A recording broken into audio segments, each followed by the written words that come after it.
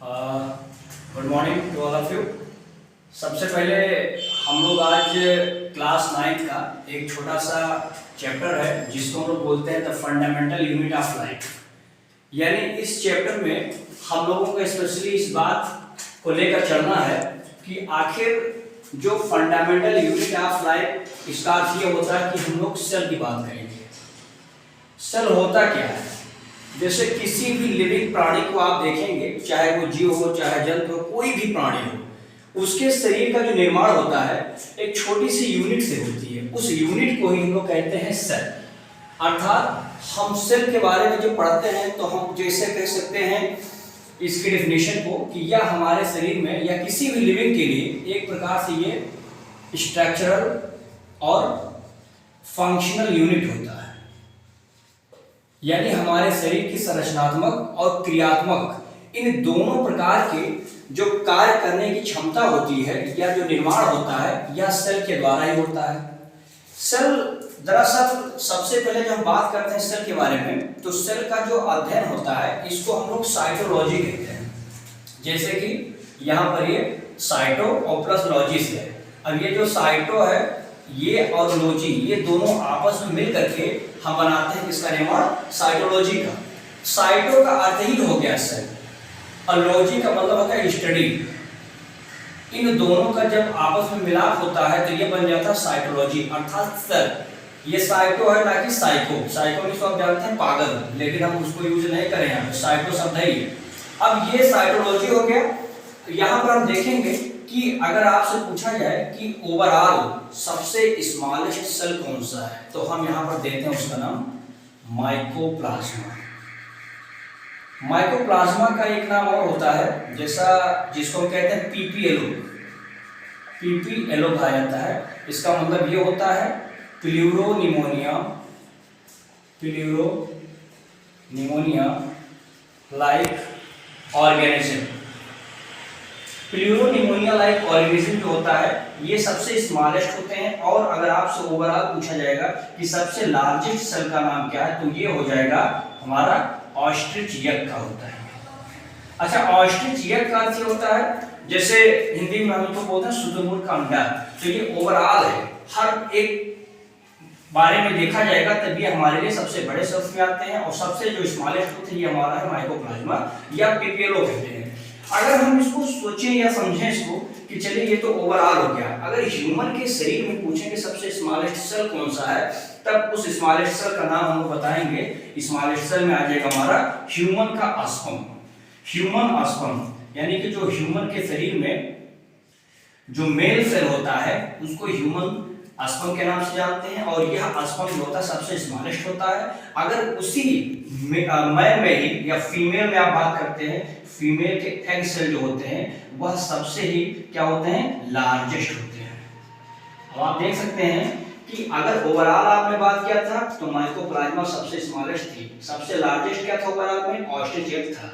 लेकिन जब आप ह्यूमन में बात करते हैं तो मेल का जो अस्पम सेल होता है और फीमेल का जो यक सेल होता है ये दोनों यानी कि सबसे स्मॉलेस्ट मेन का अस्पम हो गया और फीमेल में यक सेल जो होता है सबसे लार्जेस्ट होता है। देखेंगे बेटा हम लोग कि ये तो हो गया। अगर आपसे पूछे कि हमारे शरीर में सबसे लार्जेस्ट सेल कौन सी है, हमने यहाँ पे ये आपको बता दिया। जैसे आपने कह दिया कि कोई चीज लंबाई में क्या है और कोई चीज ऊंचाई में क्या है, तो ये दोनों लंबाई पर ही आ रहे हैं। लेकिन अब यहाँ पर आप बोले कि हमारे शरीर में सबसे लार्जेस्ट सेल कौन सी है तो न्यूरॉन।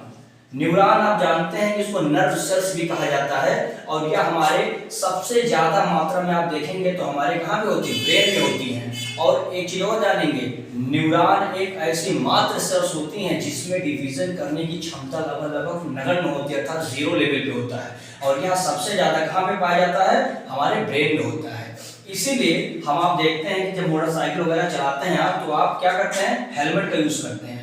अगर आपके सर पे बहुत थोड़ा सा अगर चोट लग जाए तो आप समझ सकते हैं कि उसको आप सह सकते हैं, लेकिन अगर अंदर गया तो भी दिक्कत नहीं होगी। लेकिन अगर मान लेते हैं कि बिल्कुल मिड तक चला गया तब फिर दिक्कत होगा, क्योंकि हमारे शरीर हमारे ब्रेन का कुछ जो नर्व सेल होते हैं टूट जाती हैं और टूटने के बाद वो दोबारा रिपेयर नहीं होती हैं। और जब रिपेयर नहीं होती हैं तो फिर हम फिर से मेंटेन नहीं हो पाते हैं। इसीलिए हम अपने शरीर को, अपने ब्रेन को बहुत ही प्रोटेक्ट करके रखते हैं, क्योंकि वहां पे पाए जाने वाली जो न्यूरॉन सेल्स होती हैं उसके अंदर जल्दी से रिपेयरिंग करने की क्षमता नहीं होती है, अर्थात वह बहुत ही लेस डिवाइड होती है। जैसे हमारा कोई भी शरीर का सेल है, अगर ये टूटा तो ये टूट करके ही जाकर के आगे एक नया सेल बनाएगा, और ये वहां जहां यहाँ जिस स्थान पे ये सेल खत्म हो जाता है उसकी खानापूर्ति यहाँ पे आराम से ये कर सकता है। आगे वहीं पर देखेंगे, जैसे हम बात करते हैं कि हमारे शरीर में कौन सा ऐसा सेल है जो सबसे ज्यादा फास्ट ग्रोथ करता है, फास्ट डिवाइड करता है, so that is the liver. Liver एकमात्र ऐसी सेल होती है जिसके अंदर डिवाइड करने की क्षमता बहुत ही ज्यादा होती है। अब देखेंगे, हम सेल को एक ओवरऑल समझ चुके हैं, लेकिन अब देखें कैसे इसका निर्माण हमारे शरीर में होता है, लिविंग में होता है। तो जैसे आप जब घर बनाते हैं तो घर बनाते समय आप देखेंगे सबसे पहले क्या लगाते हैं, ईंट लगाते हैं, जिसको आप कहते हैं ब्रिक्स। जब वहां पे ईंट लगाते हैं और जब कई सारे ईंट आपस में से जुड़ते चले जाते हैं तो आप देखेंगे ईंट जब जुड़ते चले जाते हैं तो निर्माण किसका हो जाता है, एक वॉल यानी एक दीवार तैयार हो जाता है। और कई सारे दीवार ऐसे चारों से बाउंड्री बना देते हैं, और बाउंड्री बनाने के बाद हम क्या देखते हैं कि एक हमारा ये रूम तैयार हो जाता है। और जब रूम बन जाता है बहुत सारे, तब इसी को हम क्या कहते हैं कि एक प्रकार से हमारा होम तैयार हो गया, घर बन गया। तो इस प्रकार से हम समझ सकते हैं कि ईंट, दीवार और फिर एक कमरा, और कमरे से घर का निर्माण होता है। ठीक उसी तरह से हमारे शरीर में सेल होता है, और सेल हमारे शरीर में बनाती हैं टिश्यू, और टिश्यू से बनता क्या है, यहाँ पे एक ऑर्गन बन जाता है, यानी आंख, नाक, कान, ये सब ऑर्गन है। और फिर बाद में देखेंगे आंख, नाक, कान, हाथ, पैर ये सब मिल करके जब ये कंपोजिट हो जाते हैं तब ये बनाते क्या, एक बॉडी बना देते हैं, एक शरीर का निर्माण कर देते हैं।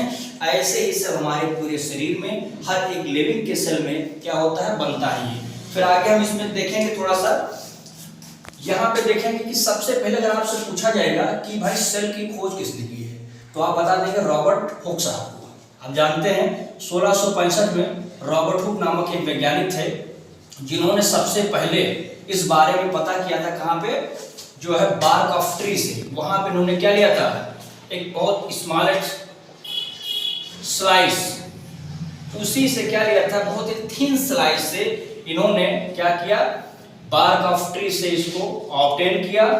और बार्क ऑफ ट्री से देखा क्या कि इन्होंने एक हनी कॉम्ब की तरह छोटे छोटे कंपार्टमेंट मिले इनको, ऐसे कमरे की तरह। उसी अवा कंपार्टमेंट आपस में क्या थे, एक दूसरे से अटैच थे, जुड़े हुए थे। और ये इन्होंने देखा तो उनको बिल्कुल एक हनी कॉम्ब की तरह संरचना दिखाई पड़ी। हनी कॉम्ब का अर्थ होता है मधुमक्खी के छत्ते की नुमा, और बाद में उसी का नाम इन्होंने क्या दिया था, सेल। और वास्तव में सेल जो होता है, सेला नामक वर्ड से इसको प्राप्त करते हैं, और ये फिर सेलुला, इन सब शब्द से हम क्या करते हैं, सेल को, शब्द को यूज किया गया है और बाद में इसका नाम दिया गया सेल। यहाँ पे हम देखेंगे उसके बाद में 1674 में एक वैज्ञानिक थे जिसका नाम था एंटोनी वॉन ल्यूवेनहॉक। इन्होंने क्या किया था, इन्होंने भी सेल की खोज की थी, लेकिन इन्होंने प्रोटोजोआ का प्रयोग, जैसे एक तालाब से इन्होंने एक पानी लिया, एक सैंपल लिया, और उस सैंपल में इनको कुछ लिविंग जो ऑर्गेनिज्म थे उसमें मूव कर रहे थे, यानी इसने जो दिया या इनके द्वारा जो दिया गया था सेल, वह एक प्रकार से लिविंग सेल के रूप में जाना जाता है। और रॉबर्ट हुक साहब ने जो दिया था यह डेड सेल के बारे में बताया था। 1831 में एक वैज्ञानिक था रॉबर्ट ब्राउन, इन्होंने भी बताया, एक जानकारी कलेक्ट किया जिसका नाम था, इन्होंने न्यूक्लियस के बारे में बताया।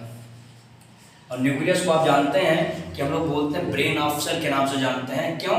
क्योंकि यह हमारे पूरे शरीर में एक प्रकार से सभी अंगों का, या जितने भी हमारे शरीर में अंग होते हैं उसके एक्टिविटी को मैनेज करने की जिम्मेदारी न्यूक्लियस के पास होती है, इसीलिए हम इसको ब्रेन ऑफ सेल बोलते हैं। और 1839 में एक वैज्ञानिक थे पुरकंजे, इन्होंने बताया प्रोटोप्लाज्म के बारे में बताया, क्योंकि प्रोटोप्लाज्म किसी भी जीवित प्राणी के शरीर की कोशिकाओं के लिए एक प्रकार से हम कह सकते हैं कि सबसे इंपॉर्टेंट भाग होता है, उसी से वह उसका सेल, शेप, ऑर्गेनिज्म सब कुछ फिक्स रहता है। और जो सेल थ्योरी के विषय में बताया था 1838 में वैज्ञानिक थे स्लाइडन एंड स्वान, इन दोनों ने इसके विषय में बताया, जो कि जर्मन के बॉटनिस्ट थे और एक फिजिशियन थे। इन लोगों ने प्लांट और एनिमल टिश्यू के बारे में अच्छे से अध्ययन किया था और अपना जो सिद्धांत दिया था उस सिद्धांत का नाम क्या दे दिया था, सेल थ्योरी के बारे में इन्होंने बताया था। तो अगर आपसे पूछा जाता है कि सेल थ्योरी के विषय में किसने बताया है, तो आप बताएंगे स्लाइडन एंड स्वान। उसके बाद में एक वैज्ञानिक का नाम इसमें आता है जिसका नाम है रुडोल्फ वर्च्यू।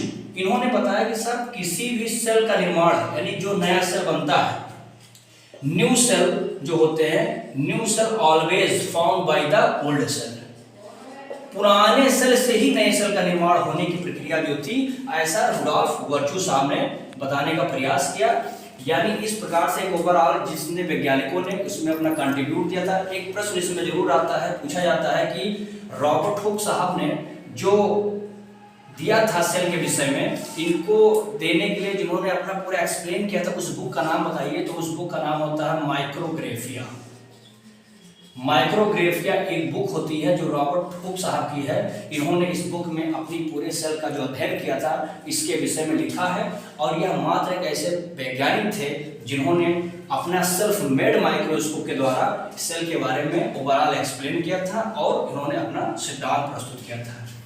तो ये आज का आपका छोटा सा वीडियो रहा है जो सेल के विषय में थोड़ा बहुत आपको जानकारी मिला होगा।